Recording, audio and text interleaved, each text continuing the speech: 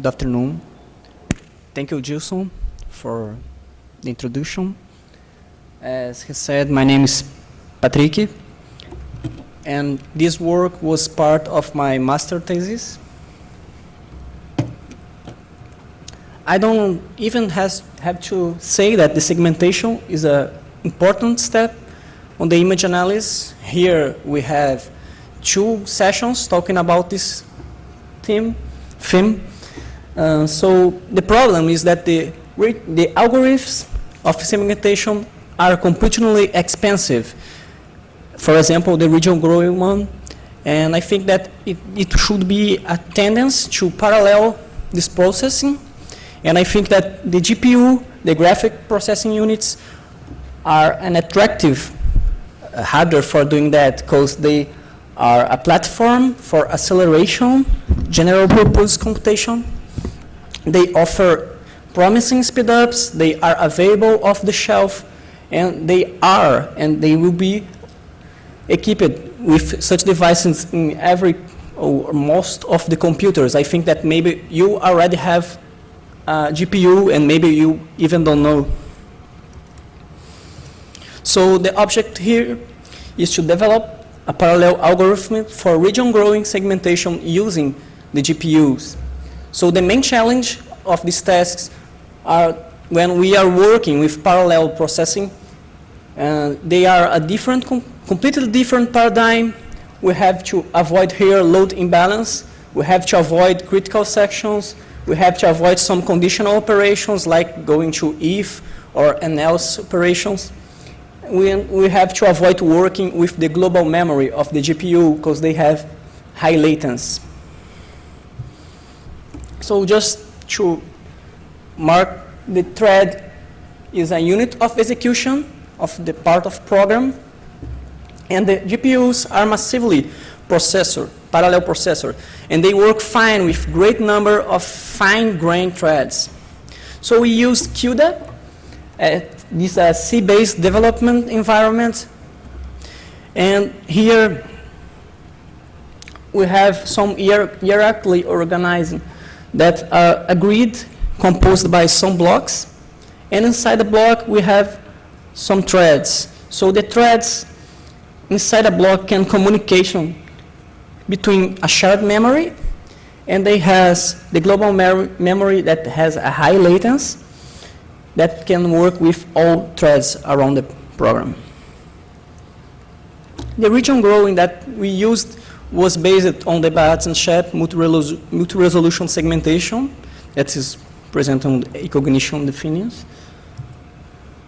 And my idea here is to the processing of each pixel will be assigned to each thread. So we can exploit some advantage when we are working on GPU. It's like the massive computational capacity of the GPU, and we can provide also a good balance because we are splitting the work in each element, and it's not necessary to split the image. Depends, of course, of the memory size of GPU. So first, we have to create a data structure. So it will be stored on the global memory, and it's like a big vector containing small structures for each pixel. So it is composed by the pixel identifier that will be the index of the pixel, and it will be storing information about the pixel and also about the segments that it belongs to.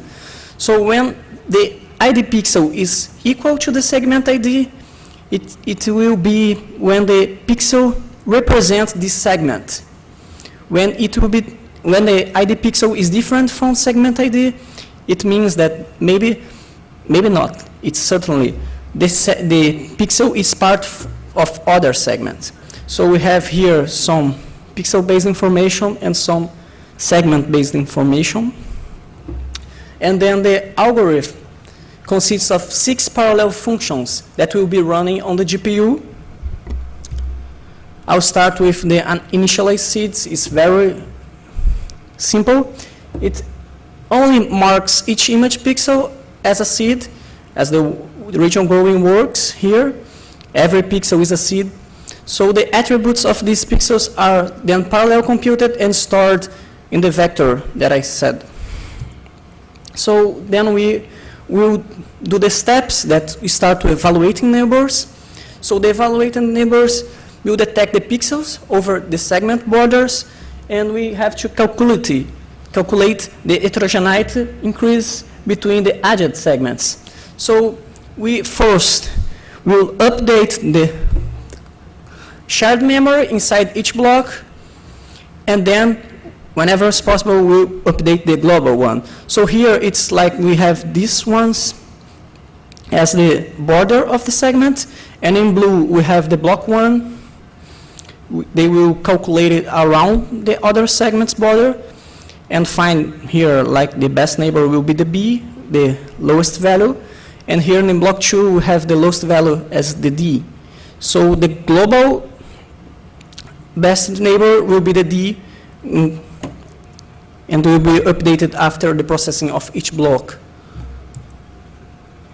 Then we have the process fusions that will be the merge of the segments, and it's here that when the attributes of the segments will be updated. So the adjacent segment will be no longer a valid segment. As I said, the represent pixel will change the ID segment that it will be belong to. So it's basically that we merge the segment and change the ID segment. So we will have to redefine segments, because after a merge, we only updated the main pixel of the segment. So we have to update all of another pixels here. It's important to do it on another function so as to avoid the load imbalance. So there's a special function only for that, and the other objects or other pixels will be updated with the object that encompass that segment. It's almost like here we have the updated of the ID segment of each pixel that belong to the segment that were encompassed.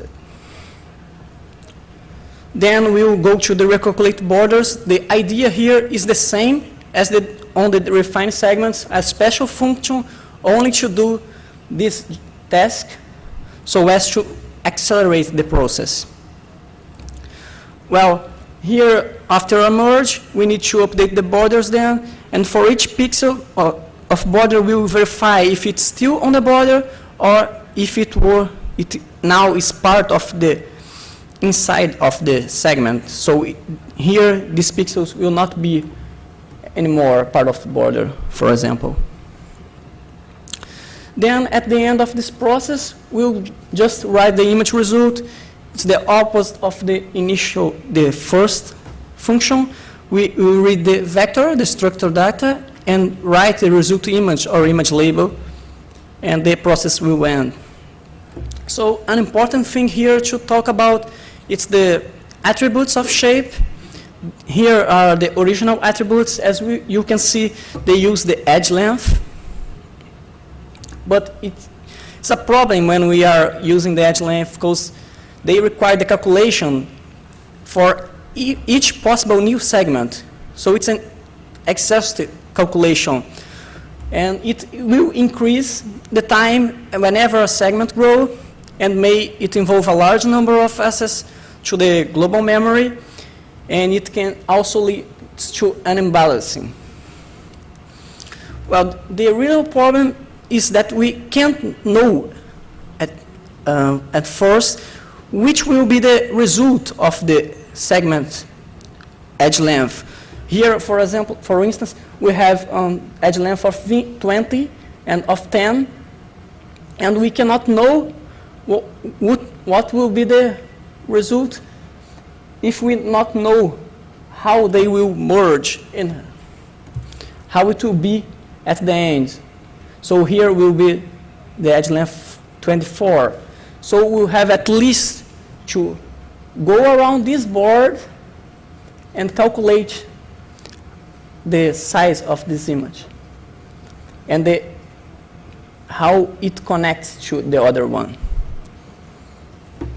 Well, the solution here was to find on the literature some attributes that were similar to the original ones and could be used so as to speed up the GPU process on the GPU. So here we find another compactness formulation, and they vary according to the compactness for sure. Also, it's the inverse when we are using the problem, and the solidity that vary according to convexity, also with smoothness. So the first thing that we should experiment, it was the impact of these new shape attributes. So we proper has to adjustment the segmentation parameters since we changed the attributes. And then we delineated some reference and used the genetic algorithm for automatic this set of parameters. And the disparate function used were the RBSB. Then we choose an image and create 3 different references. And here are the results, as you can see in yellow. The difference, it's almost all similar. We can see almost any difference or significant difference for the 3 references. And then the experiments that are what we actually want to, the speed up of the parallel version. So the object here was to assess the performance gains in terms of execution time, and the speed up is calculated by the sequential time over the parallel time. So we used 2 different environments, one cheaper that we used, a GeForce 9600 GT.